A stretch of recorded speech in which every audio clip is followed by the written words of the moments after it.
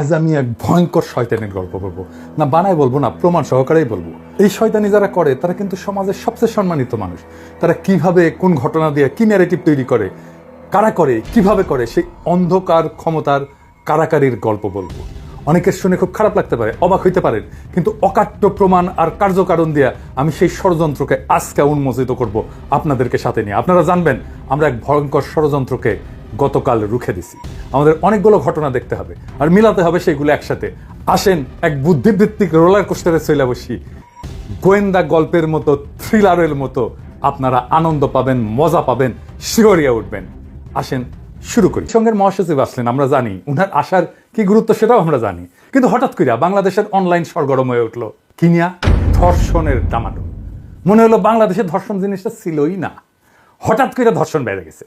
Professor ইউনূসের সরকার দেশ চালাইতে পারতেছে না। প্রফেসর ইউনূসের আমলে সব পুরুষ ধর্ষক হইয়া গেছে, ধ্বজভঙ্গ যাদের ছিল তারাও এখন ভালো হইয়া গেছে। আর আপনারা মনে করেন তো আগে কখনো এরকম দেখেছেন? মুরব্বীদেরও জিজ্ঞেস করেন, দেখেন নাই। তার মানে ধর্ষণ প্রচুর বাড়িছে প্রফেসর ইউনূসের আমলে, তাই না?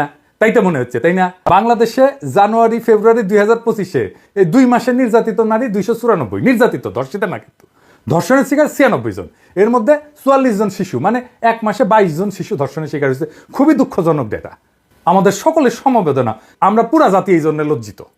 আসেন এবার আমরা আমাদের প্রিয় কাডাল রানীর আমলের ডেটা দেখি। 2023 সালে 8 মাসে ধর্ষণের শিকার 493 জন শিশু, রহস্যজনকভাবে মৃত্যু হয়েছে 47 জন কন্যা শিশুর। ওই রহস্যজনক মৃত্যুর সংখ্যাকে যুক্ত করলে 8 মাসে 540 জন শিশু ধর্ষণের শিকার হয়েছে। মানে মাসে প্রায় 68 শিশু ধর্ষণের শিকার হইতো সেই সময় শিকার হইতো যখন বাংলাদেশ ধনধান্যে পুষ্পে ভরা ছিল। তাহলে সাফল্য দেখা যায় মাত্র 4টে জিনিসে।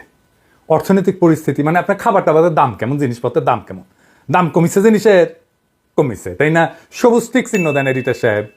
দুর্নীতি, এটা দেখে দুর্নীতি করে এই সরকার, তার শত্রুরাও বলতে পারবে দুর্নীতি করে না, এইখানেও সবুজ মার্ক ঠিক দেন।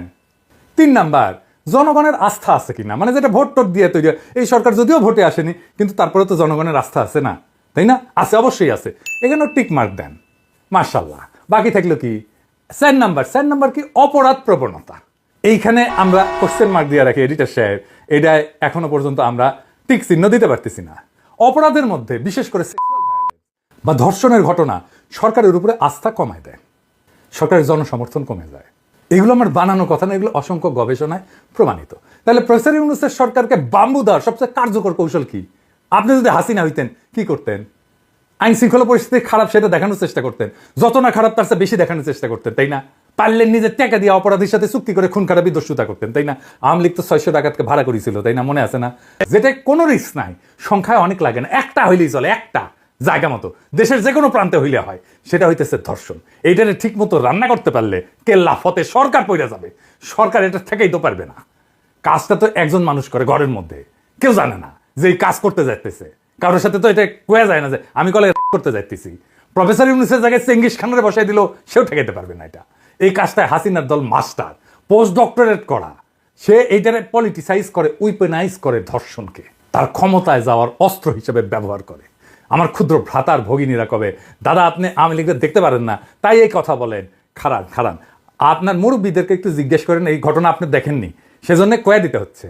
আপনাদের পুরানো একটা ইতিহাসের গল্প। আগস্ট দিনাজপুরের 10 মাইল এলাকায় 16 বছর বয়সী কিশোরী ইয়াসমিন, তাকে পুলিশ সদস্যরা পুলিশ ভ্যানে নেয় এবং তারপরে গণধর্ষণের পরে হত্যা করে।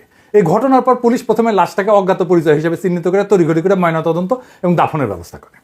তারপরে শুরু হয় দিনাজপুরে প্রচন্ড বিক্ষোভ, তারপরে সারা দেশে বিক্ষোভ।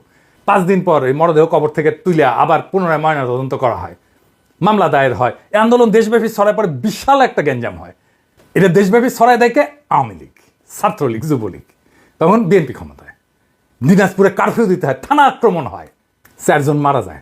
ইয়াসমিন ধর্ষণ মামলা কেন তো সেন্সেশনাল হয়ে ওঠে, এটা একটু বুঝে দেখি।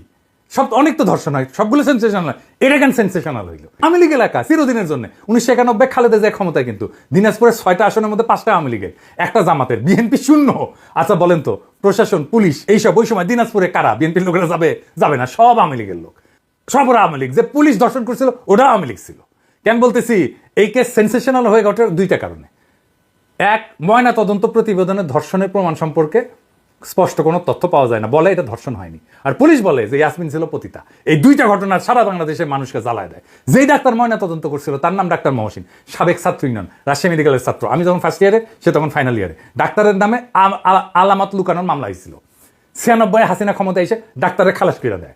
ইয়াসমিনের কেসে সাজা হয়, পুলিশের ফাঁসিও হয়। কি জন্য হয় জানেন? সাজা কি জন্য হয়? ধর্ষণের দায় না, হত্যার দায়ে। মামলার কাগজ উঠে দেখতে পারেন, আমি মিজা কথা কইতেছি না। ফাঁসি কার্যকর করে খালেদা জিয়া 2004 সালে। 1996 হাসিনার মূল ক্যাম্পেইন ছিল মা বোনদের ইজ্জত রক্ষায় ব্যর্থ বিএনপির বিরুদ্ধে ব্যালটে রায় দিন, হাসিনা জিতে। তো আমি লিখি ইয়াসমিন তো ধর্ষিতা হয় নাই, তুই তো ছেড়ে দিছু ডাক্তারকে, কাগজে কলমে তো তাই। ইয়াসমিন স্তম্ভ করে কে? সিপিবির মহিলা উইং, মহিলা পরিষদ, দেখেছেন?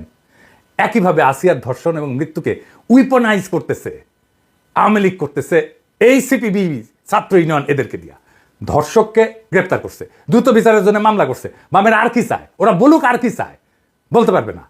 আসিয়ার ধর্ষণ কেন হইল? এখন তো আসিয়ার মারে আর বাবারে ধরতে হয় যে, শুনেছেন ঘর থেকে বাইরে নিয়ে গিয়ে ধর্ষণ করেছে, একবার এক এক কথা কইতেছে, একবার করে সেরির আগে, একবার করে সেরির পরে, ওরে ঘুমের ওষুধ খাওয়াইছে। কোনো স্টেটমেন্টই আপনি সাবস্টেনশিয়েট করতে পারবেন না। ওই মুহূর্তে তোর বায়োলজিক্যাল স্যাম্পল নেওয়া উচিত ছিল, রক্ত পেশাব টেশাব নিয়ে পরীক্ষা করে দেখা উচিত ছিল ওর মধ্যে সে আসলে তার ঘুমের ওষুধ খাওয়ানো হয়েছে কিনা। ও কইতেছে আরেক পুরুষ তার পিছন থেকে জ্যাপটে ধরেছিল। তো সে তার ছোট বোনকে ওই জাহান্নামে নিয়ে আসবে? যদি বাইরে নিয়ে যায় তাকে ধর্ষণ করা হয় আসিয়াকে, তাহলে তো ডিএনএ স্যাম্পল পাবেন এখন। তো এখন তো পাবেন না এভিডেন্স। ধর্ষকের বাড়ি হয়তো পুড়ে দিছে পাবলিক, ওইটা আওয়ামী লীগই করেছে। দেখেন ওই দিনে আমি ক্রাইম সিনার স্টেটমেন্ট নিয়ে কেস সলভ করে ফেলতাম, কে কিসের দোষী। এইবার আসেন সেই মেটিকুলাস প্ল্যান কি, জাজের ঘটনা তো সেই দিন। আর 2রা মার্চ কেমনে বলে 15ই মার্চ এয়ারপোর্টে জনতার ঢল নামবে, মানে 15 তারিখ তারা কিছু করবে যখন গুতেরেজ থাকবে। এইখানেই আসে বামেরা। এই জন্যই 15 তারিখে গণমিছিল ডাকিছে লাকি আক্তার। আওয়ামী লীগ আর বাম মিলে ঠিক করে 2 জায়গায় সমাবেশের ডাক দিবে, শাহবাগ আর শহীদ মিনার। এইটা সাহেব দেখান কারা এই গণজাগরণ মঞ্চে 15 তারিখে গণমিছিলের কথা বলিচ্ছে। দেখান, আরো দেখান, আরো দেখান, আরো দেখেন, একের পর এক দেখান, দেখাইতে দেখেন। দেখেছেন? দেখেন, দেখেছেন তো 15 তারিখের প্রস্তুতি দেখেছেন আওয়ামী লীগের? আবার দেখান আওয়ামী লীগের সিক্রেট গ্রুপে তারা দেখা কইতেছে লাকির দেখানি পথে যাইতে হবে। সাথে নিচে আসে সন্তুল আর্মাকে, যে কিনা দেশের বিরুদ্ধে যুদ্ধ করছে, যার হাতে আমাদের অসংখ্য সৈনিক আর অফিসারের রক্ত লেগে আছে, যে পার্বত্য চট্টগ্রামকে বিচ্ছিন্ন করতে চেয়েছে বাংলাদেশ থেকে, ইন্ডিয়ার সাহায্য নিয়ে ইন্ডিয়ান মাল পুরাটা। এবার বুঝেছেন তো প্ল্যান? সব ইন্ডিয়ান মাল, সব ইন্ডিয়ান রসুনের গোয়া কেমনি এক জায়গায় মিলিছে। 15 তারিখের ওই গণমিছিলে সুশীল লীগ, আফসোস লীগ, ছাত্রলীগ সবাই নাম তো দিছেই গণমিছিল। 1000 লোক নামানোর পরিকল্পনা নিছিল। অমি পিয়াল বলিছে না 20 তারিখে এয়ারপোর্ট বন্ধ করে দিয়া ছাত্র নেতাদের আটকাইতে বলেছিল না? আপনি প্ল্যান বুঝেছেন? সব ইন্ডিয়ান মাল নামিছে, মার খাইছে পুলিশ। আর প্রথম আলো নিউজ করছে ছাত্র সংগঠনের উপরে হামলা। দেখেছেন তো? দেখেছেন তো সব ইন্ডিয়ান মাল কিভাবে নেমে পড়েছে এই ধর্ষণ ইস্যুটাকে উইপেনাইজ করে প্রফেসর ইউনূসের সরকারকে বেসামাল করে দেওয়ার জন্য। আমি বলছি সিপিবি অফিসে আমি দখল করে নেব। ওরা গণমিছিল বাতিল করেছে। ইত্তেফাকের রিপোর্ট শুনেন।